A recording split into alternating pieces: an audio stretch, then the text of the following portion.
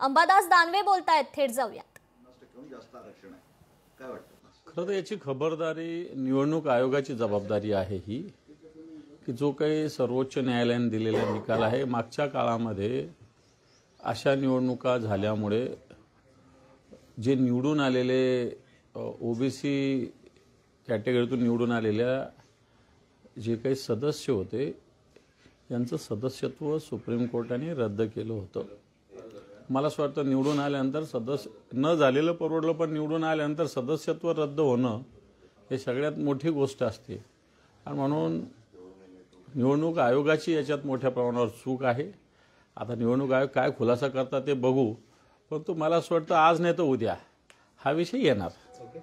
पार्थ पवारांचं जमीन गैरव्यवहार प्रकरणात नावच नाही या अहवालमध्ये. दिग्विजय पाटील, तेजवानी, तरुणचा अहवाल, पण पार्थ वगैरे. खरं तर ज्या पार्थ पवारच्या कंपनीत स्वतःचा शेअर 99% आहे,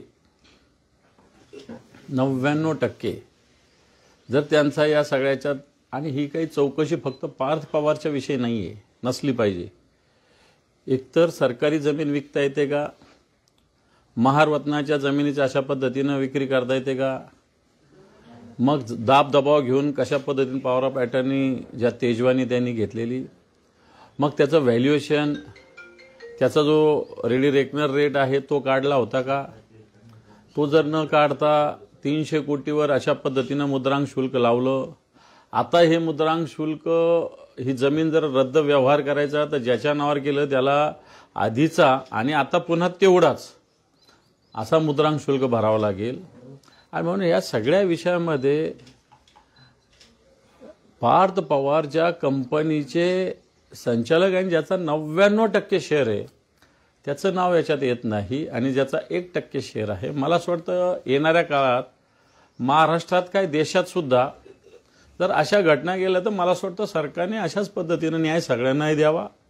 1% आता एखाद्या वेळेस एखादा 0.1% सुद्धा शेअर होल्डर येतील, आणि नंतर 99.99 वाले त्याच्या नावावर काही गोष्टी करतील, चुकीचे कामं करतील आणि त्याला कायद्याच्या खचाट्यात आणतील. वाटतं ही वृत्ती येणार काळात होऊ शकते. त्यामुळं पार्थ पवार सुटेल नाही तर अडकेल याच्यापेक्षा म्हातारी मेल्याचं दुःख नाही, पण काळ सोसावेल, आणि मग सरकारला याच्यामध्ये जो न्याय पार्थ पवारला लागला तो इतरांना सुद्धा लावावा लागेल. तिन्ही पक्षांचं याबाबत एकमत झालेलं दिसते, किमान पार्थला वाचवण्यात दिसतंय मला. आता कालचं तुम्ही बघितलेलं आहे सगळं, एकमेकाच्या पक्षातले कार्यकर्ते घेऊनही जसं एकमत आहे तसं पार्थ पवारला वाचवणं. कारण आहे पहा, त्याला वाचवायचं का, कारण सगळ्यांच्याच हात दगडाखाली आहे. कोणी ना कोणी कुठं ना कुठं अडकलेलं आहे. प्रत्येक याच्यामध्ये कोणाचा ना कोणाचा हात आहे. त्याच्यामुळं आपल्या म्हणतो चोर चोर सगेरे भाई, अशा पद्धतीनं हे चोर चोर सगेरे भाई सगळे झालेले आहेत. आणि म्हणून पार्थ पवारला वाचवण्याचा प्रयत्न याच्यातून होतोय. आता तुम्ही म्हणाले एकमेकांचे कार्यकर्ते घ्यायचे नाही असं झालंय. काल ते नाराजी नाट्य वगैरे आपण बघितलं. मात्र फडणवीसांचं असं म्हणणं आहे की मित्रपक्षांचे नेते पळवण्याची सुरुवात शिवसेनेनं केली होती, म्हणजे एकनाथ शिंदेच्या शिवसेनेनं, आणि नंतर हे सगळं घडत गेलंय, आणि नंतर नाराजी नाट्य. हे पहा, दोघे सारखेच आहे, दोघं सारखे आहे. इकडचे तिकडचे पळवले, शिंदेंना काही वाटलं नाही, पण त्यांच्या ठाण्यातल्या पळवल्यावर त्यांना दुःख झालेलं आहे. बाकीच्या महाराष्ट्रातले अनेक लोक भारतीय जनता पार्टीनं मागच्या वर्षभरात घेतलेले आहेत. त्यामुळे आजच त्याचा मुद्दा आला नाही, परंतु ज्यावेळेस त्यांच्या मुलाच्या मतदारसंघात या गोष्टी घडल्या मोठ्या प्रमाणावर डोंबिवलीमध्ये, त्याच्यानंतर हा सगळा विषय झालेला आहे. नाही तर त्याच्या आधी काय शिंदे गटाने भाजपचे आणि भाजपने शिंदे गटाचे लोक घेतले नाही का. मी महाराष्ट्रातली वर्षभराची यादी तुम्हाला देऊ शकतो. परंतु जिथं एकनाथ शिंदे यांचे चिरंजीव डॉक्टर शिंदे यांच्या मतदारसंघात आणि विशेषतः डोंबिवली मतदारसंघामध्ये, डोंबिवली विधानसभा याच्यामध्ये भागामध्ये ज्या पद्धतीने ह्या सगळ्या गोष्टी झाल्या, त्याच्यामुळे मला असं वाटतं ह्या सगळ्या गोष्टीला मोठा उछाल ज्याला म्हणता येईल, उचल या विषयाने घेतलेली. एकमत झालंय पण नाही घ्यायचं असं म्हणतात. असं कागदी एकमताला काही अर्थ नसतो, कागदी एकमताला काही अर्थ नाही याच्यामध्ये. परंतु एक प्रकारे एकमेकाची अडवायची आणि एकमेकाची जिरवायची सगळ्यांसमोर आलेलं आहे. तुळजापूरचे जे गंगणे आहेत, जे ड्रग्ज प्रकरणातील आरोपी होते, नगराध्यक्ष पदाचे त्यांना उमेदवार भाजपाने केले. 3 महिन्यात जमीन मिळाली आहे. हे पहा, आपण पालघरचं बघितलं असेल, याच भारतीय जनता पार्टीनं साधू संतांवर हल्ला झाला म्हणून मोठा महाराष्ट्रात आगडोम उसळवला होता. त्याच्यातले आरोपी हे भारतीय जनता पार्टीत घेतले जातात. कोणतं हिंदुत्व आहे?